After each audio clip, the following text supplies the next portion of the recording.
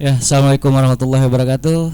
Kembali lagi di studionya Sang Guru yang apa adanya ya. Eh, Oke, pada session kali ini kita kedatangan seorang ya apa ya, sineas muda dari Kopang lah, warga kita ya, saudara Sucipte Jumhur atau lebih sering kita kenal dengan Bung Cipte ini. Beliau ini merupakan ya penulis film, naskah-naskah film, baik itu film lokal, film pendek dan lenong dan lain-lain lah. Apa kabar Bung Cipte? Alhamdulillah baik. Jadi sebelum kita mulai ini dari mana tadi nih? Alhamdulillah saya karena kita kan judulnya pulang kampung, jadi berkhidmat dulu ke orang tua, ambil berkat, karena kan Lebaran kita di rumah masing-masing, tidak pulang kampung. Oh iya, kemarin nggak itu ya? Nggak Ya, diperbolehkan mudik ya. masa pandemi ini kita benar-benar jaga jarak, termasuk ke orang tua.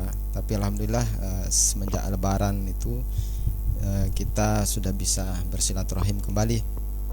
Ya alhamdulillah ya, tapi walaupun di masa pandemi dengan himbauan pemerintah yang banyak sekali yang harus kita harus kita taati ya, kita nikmati sajalah suasananya. Siap. Oke, sekarang ini bagaimana? Masih aktif di dunia perfilman atau ada aktivitas yang lain? Alhamdulillah kita di dunia perfilman, baik dia film pendek maupun industri, kita semua terdampak. Ya. Alhamdulillah teman-teman sinias nasional maupun di Lombok ini rata-rata terdampak, sehingga untuk sementara ini belum ada lampu hijau untuk produksi film, baik itu film pendek maupun film-film panjang. Makanya banyak sinetron-sinetron sekarang ini yang diulang lagi. Ya. Episode dulu diulang lagi gitu. Karena belum boleh produksi kan, masih. Jadi untuk mengakali kegiatan yang tertunda cukup panjang ya. Cukup panjang tidak itu. Jadi apa saja sekarang ini Oke, jadi aktivitas yang untuk sementara ini karena banyak hutang kita kan terlibat di beberapa komunitas literasi. Teman-teman aktivis literasi itu kita dibikin berhutang untuk menulis sastra, baik itu berupa cerpen, novel maupun beberapa bentuk tulisan yang lain. Makanya sekarang sedang kembali ke habitat ini, menulis novel dan coba nulis cerpen lagi, fight lagi di koran-koran yang siap menerima tulisan kita di koran-koran nasional maupun di lokal di Lombok.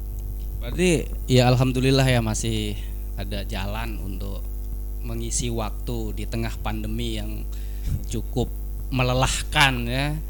Ini memusingkan semua segi semua segi lini kehidupan, dari yang paling kecil sampai yang paling besar semua terdampak ya. Ya, jadi teman-teman ini kita yang tambahkan di komunitas film di Lombok ini kan sedang baru-baru mulai membangun komunikasi antar komunitas film. Jadi kita tidak sendiri-sendiri lagi, mulai menggagas satu ekosistem perfilman. Di mana ekosistem perfilman ini sudah mulai digagas di beberapa daerah, termasuk di Bali, Makassar, itu mereka sudah berhasil alhamdulillah. Teman-teman sinias muda di sana itu mereka bahu membahu untuk membangun ekosistem perfilman dari skup terkecil sehingga industri nasional. Mereka sudah mulai menunjukkan taring, survive, dan mereka bisa sejajar gitu dengan karya-karya industri nasional. Untuk komunitas di NTB sendiri sekarang nih lagi jalan program apa nih? Untuk komunitas saya di Forum Lingkar Pena, sama di komunitas-komunitas film, Ina Studio, terus di View Shot Kota Mataram. Kemarin kita sudah launching, komunitas film ini sudah launching dibuka oleh satu karya bersama komunitas film lokal gitu, yang diapresiasi oleh, dibantu dan didukung oleh pemerintah Kota Mataram. Kita memproduksi satu film bersama di komunitas itu untuk kemudian di film itu nanti sedang dalam proses editing, post produksi sekarang di streaming system View streaming system, jadi bisa diakses di 17 negara. Wow. View Shot ini Keren, di komunitas kita bersama di Kota Mataram. Alhamdulillah saya bisa mewakili teman-teman yang ada di Lombok Tengah. Alhamdulillah ya. Kemudian udah berapa naskah film ini udah yang ini apa namanya? Yang udah ditulis nih. Jadi ya seperti yang sudah viral, saya sampai lupa tulisan saya karena saking banyaknya. Lupa sudah nulis apa gitu. Saking banyaknya atau gimana? Jadi proses kreatif untuk menulis film itu sebenarnya ya, kita walaupun tidak diproduksi film, tetap kita latih dia menulis naskah. Kita buat seperti apa ya, bank ide gitu. Jadi di bank ide itu ada semacam katalog ide. Jadi film itu kita ketika ada lintasan Ditampung semua di situ. Ya, baik kita masih diseleksi nggak? Ya. Jadi ada yang namanya scene plot atau treatment, itu dalam bentuk itu saja. Ada yang sudah kita follow up lagi, dikembangkan lagi menjadi skenario yang lebih luas. Makanya ada dalam bentuk ide cerita saja gitu, hanya sinopsis, dalam bentuk sinopsis dikembangkan lagi menjadi treatment. Itu banyak ide yang sudah kita tulis, dan tidak semua sih yang bisa difilmkan. Cuman nanti ketika kita kosong ide, ternyata kita sudah menulis ide-ide film itu. Dia tidak kita endapkan begitu saja, tapi kita benar-benar menulis ide itu sendiri. Kita kandangkan dia ide itu seperti hewan gitu. Tapi tidak liar. Di antara naskah-naskah ya, tentunya film-film yang sudah ditulis, naskah-naskah yang sudah ditulis itu yang paling berkesan itu, atau yang paling menyentuh dalam artian dari pola kehidupan keseharian tuh ada ndak? Jadi ada satu naskah yang kayaknya gue banget gitu di Lenong Legenda. Waktu itu kita nulis. Tahun berapa tuh? Kemarin 2019. Udah tayang. Ya, tayang di MNC TV. Itu memang berseri dia. Lenong Legenda itu ada satu seri di sana yang berjudul Ajian Pusaka Kris Mandalika. Itu kan membawa idealisme kebudayaan kita sendiri. Jadi kita bisa mengangkat kebudayaan Lombok, itu bisa kita perkenalkan di pentas nasional seperti itu. Jadi ada kebanggaan tersendiri bahwa ini loh Lombok, seperti ini dulu Lombok punya kebudayaan, legenda, punya gitu ya, peradaban yang bagus gitu. Seperti itu. Bagus itu. Kemudian kemarin ini ada tak denger nih ya. Ada kemarin film yang mau diproduksi sebenarnya ya. Kemarin ini cuman ceritanya kehalang ini.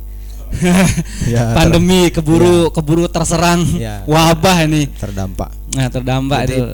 Kita sudah awalnya sih saya didatangi oleh salah seorang pemuda yang begitu visioner gitu ya. Jadi pemuda ini, ayo dong bang, kita buat film di kampung kita sendiri.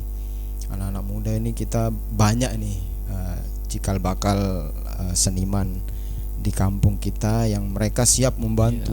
Dan saya melihat mereka ternyata orang-orang yang anak-anak muda yang begitu aktif, punya kreativitas dan positif gitu ya, tidak menyia-nyiakan masa muda mereka. Akhirnya saya karena melihat potensi itu, oke, saya sanggupi, walaupun saat itu ada juga tawaran-tawaran yang lebih besar yang sifatnya profit gitu, tapi saya menahan diri untuk itu. Akhirnya saya ya sudah, kita mulai mendiskusikan ide ceritanya apa, mulai mengajak anak-anak muda itu berdiskusi apa nih ide cerita ini seperti ini. Jadi dari masukan anak-anak muda itu dan melihat dan meriset kehidupan kita sehari-hari di kampung ini, jadilah dia satu naskah skenario yang itu benar-benar pure dari ide kita semua gitu.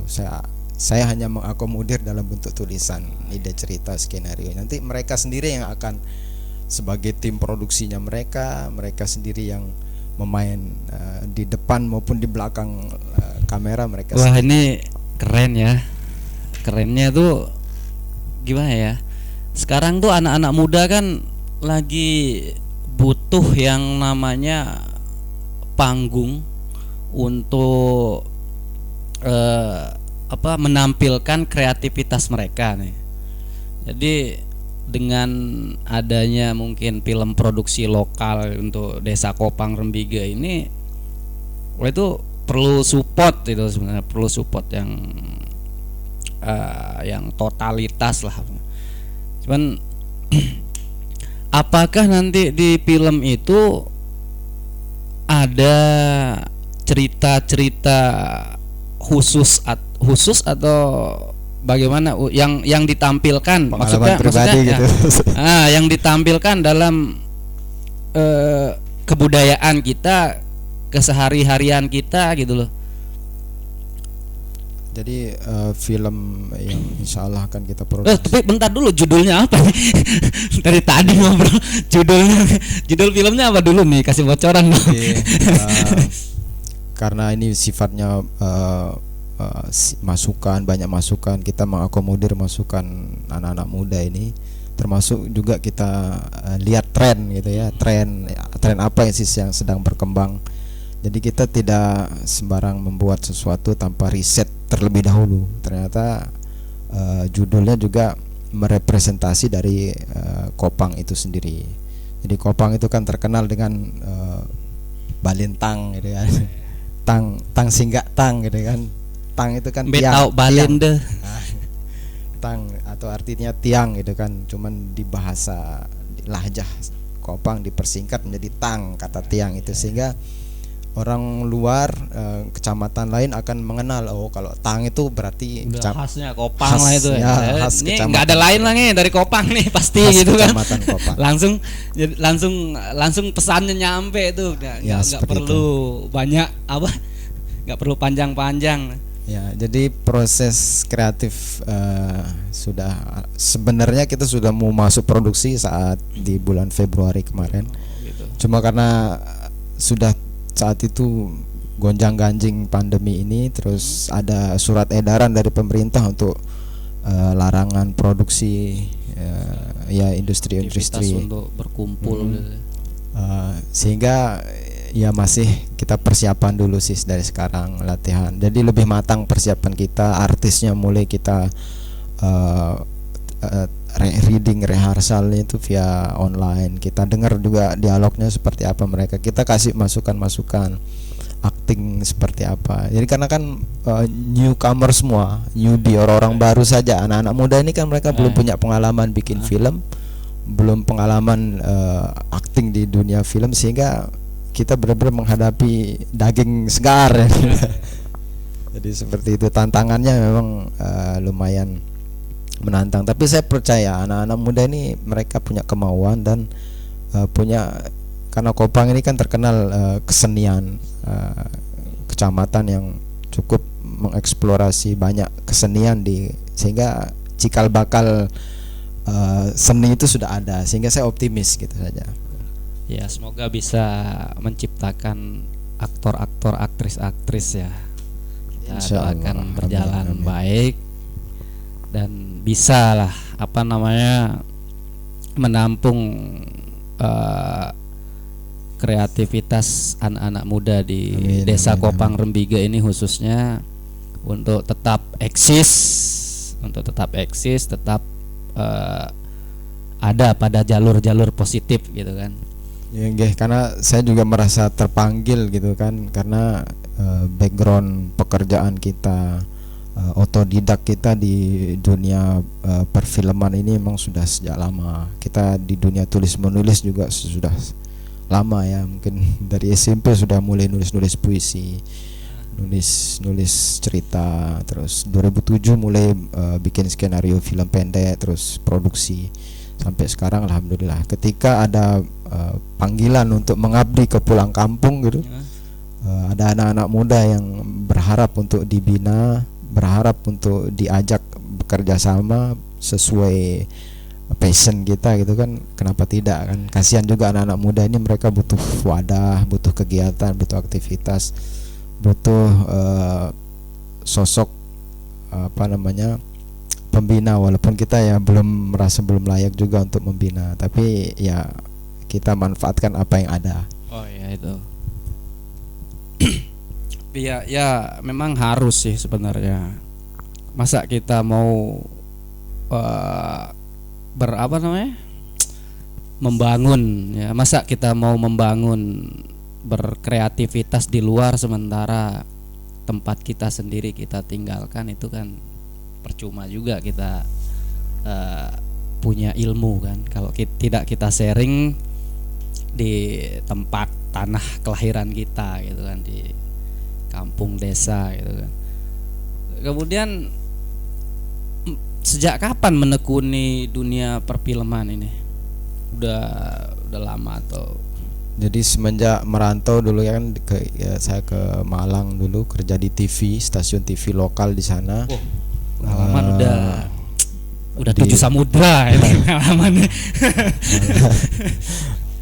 Jadi di Malang dulu itu menjadi tolak ukur, dan kita juga punya teman-teman audiovisual, orang-orang gaulnya sama anak-anak film, sehingga mau tidak mau kan lingkungan itu membentuk kita seperti apa. Dan memang sejalan dunia tulis menulis itu dengan dunia perfilman, sehingga match, dia ketemulah passion kita di filmmaker, membuat film-film pendek, ikut-ikut lomba. Sebenarnya ada sih orang-orang yang lebih layak untuk diajak diskusi di sini. Ada senior-senior kita di Kecamatan Kopang ini, ada Ustadz Fahrudin Ali Hairi, itu mentor saya. Beliau lulusan IKJ.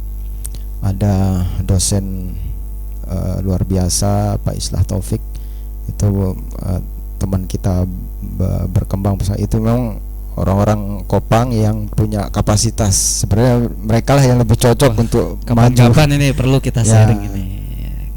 Mereka yang sebenarnya lebih cocok maju untuk membina di sini. Tapi karena memang anak-anak muda ini ya mungkin agak sungkan ke yang lain. Beliau, ya mungkin saya terpanggil juga, saya alhamdulillah bisa bekerja sama dengan anak-anak muda. Ya, menurut saya sih selama kita ada ilmu, kenapa hendak kita bagi gitu kan. Buat apa ilmu kalau cuma untuk diri sendiri kan. Terus ini dari naskah-naskah atau film-film yang saudara Cipta bikin atau udah pernah terlibat di situ, kira-kira ide-idenya itu kebanyakan dapatnya dari mana tuh ide-ide? Untuk menggali ide sih kebanyakan memang dari hasil riset kita, pengalaman hidup gitu ya. Jadi pengalaman hidup pribadi kadang-kadang juga kita masukkan ke dalam ide-ide cerita film. Ada naskah-naskah yang memang sudah pesanan. Jadi 30% itu ide kita, idealisme kita atau hasil riset dari penulisnya itu sendiri. 30% itu dari permintaan pasar. Jadi kadang-kadang produsernya itu maunya seperti ini, karena memang film yang layak dijual itu tidak produser lah yang punya visi di situ, mereka tahu betul film yang bisa dijual laku atau bisa menang lomba nanti suatu hari nanti. Dan 30%-nya itu memang ide itu datang dari hasil tontonan kita. Kan saya tolak ukur dari satu cerita yang baik itu memang cerita itu sudah apa namanya, tidak ada yang murni original ide gitu. Jadi kadang-kadang juga ide itu sudah pernah dibuat oleh orang, kita hanya dikembangkan. Ada teknik ATM itu, amati, tiru dan modifikasi. Jadi itu. Nggak takut dikira menjiplak atau gimana nanti? Memang dalam dunia industri tidak ada yang benar-benar murni ide yang pure alami itu. Pasti ada, pernah ada mirip-mirip. Ada keterkaitan satu dengan yang lain gitu. Enggak kayak begitu. Ya, ada kemiripan lah, walaupun ada namanya istilah epigon, tapi epigon itu kesannya negatif. Tapi kita dalam menggali satu ide, membuat ide suatu cerita film itu memang pasti ada aja lah mirip lah sedikit-sedikit. Tapi tetap kita mempertahankan kita akan bertanggung jawab dengan karya kita sendiri. Kita pertahankan betul keaslian dari, tidak pernah kita tidak ada mencontek atau mengambil ide cerita orang. Tetap kita jujur dengan karya kita sendiri, seperti itu pesan moral. Kejujuran. Dan itu lebih ini sebenarnya lebih berharga lah ketimbang kita membanggakan membanggakan karya orang lain yang kita jiplak. Kemudian agak beda sedikit nih pertanyaan. Tadi sempat ada ngomong tentang idealisme ya, ada idealisme. Ini agak melenceng sedikit sih. Ini Saudara Cipta sekarang melihat perkembangan kehidupan anak muda yang sekarang ini, masih percaya nggak anak-anak muda sekarang ini punya idealisme? Jadi anak-anak muda sekarang ini kan mereka terbentuk oleh dunia informasi yang mereka bisa akses dengan mudah itu, tanpa batas ya. Ya, tanpa batas. Mereka mau tahu apa saja bisa tahu dengan mudah. Beda zaman-zaman kita remaja dulu, itu sulit sekali kalau tidak harus membeli koran dan mendatangi orangnya langsung baru kita tahu sesuatu. Jadi anak-anak muda ini menurut saya idealisme mereka ya terbentuk oleh kita yang tua sekarang ini. Sejauh mana kita memberikan sosial kontrol kita ke mereka, program kita juga mempengaruhi mereka gitu. Jadi tetap ada kesinambungan antara yang senior dengan yang junior. Ya, betul. Jadi kita bermasyarakat itu harus di lingkungan itu memang harus proaktif ya, tanpa bagaimanapun lingkungan juga bisa membentuk karakter secara luas nanti ya di situ. Kemudian ngomong-ngomong tentang tadi kan nulis puisi juga nih. Ya boleh dong saya dengar syair puisinya. Wah, ini berat ini. Berat. Jadi ya, ada tahapan-tahapan seni yang sudah saya tinggalkan. Jadi tapi kita yang masih inget aja lah, gitu kan. Dulu ya paling enggak 1 bait atau 2 bait lah. Oke, jadi ada satu puisi yang begitu mendalam, berbunyi seperti ini. Jadi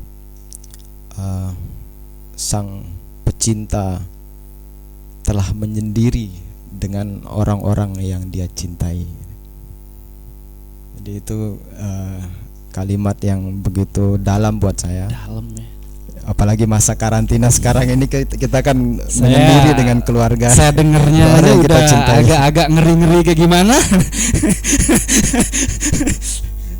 Wah, terlalu dalam itu.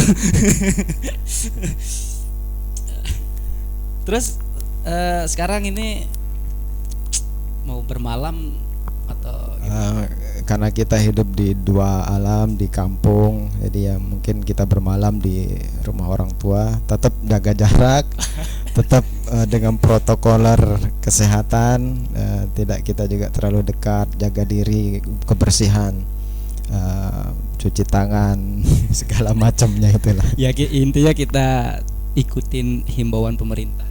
Siap. Sekarang nih kita mau menuju new normal ya. Mudah-mudahan.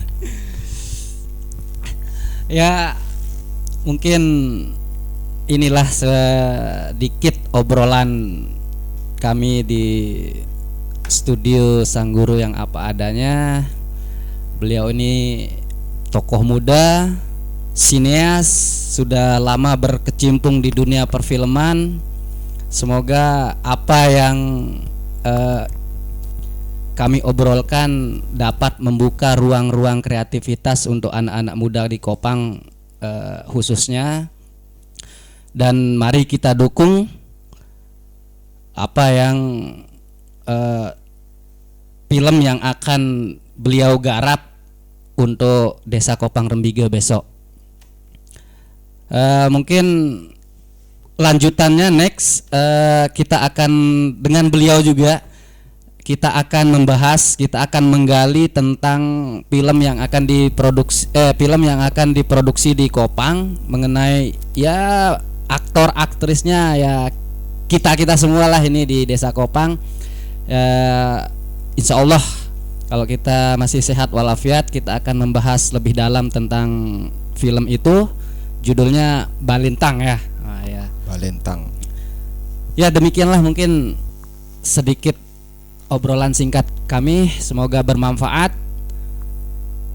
Tetap jaga diri, jaga keluarga, jaga lingkungan, jaga sesama, tetap semangat, jaga jarak, stay at home. Wassalamualaikum warahmatullahi wabarakatuh. Salut untuk Sang Guru.